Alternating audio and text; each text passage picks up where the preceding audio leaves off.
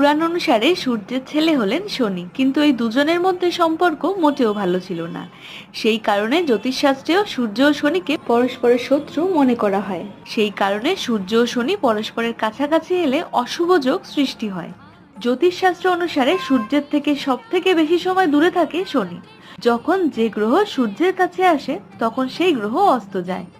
শনির অস্ত যাওয়ার ঘটনা সব থেকে দেরি করে হয়, কারণ এই দুটি পরস্পরের থেকে বেশি সময় দূরে থাকে।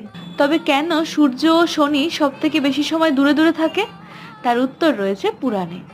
পুরাণ অনুসারে সূর্যদেবের স্ত্রী হলেন বিশ্বকর্মার কন্যা সন্ধ্যা, কিন্তু সূর্যের প্রচন্ড তেজ সহ্য করতে না পেরে তিনি নিজের এক প্রতিমূর্তি তৈরি করেন আর তার নাম দেন ছায়া।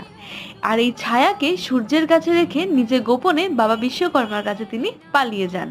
কিছুদিন পরে সূর্য ও ছায়ার সন্তান হিসেবে জন্ম নেন শনিদেব। এদিকে বিশ্বকর্মা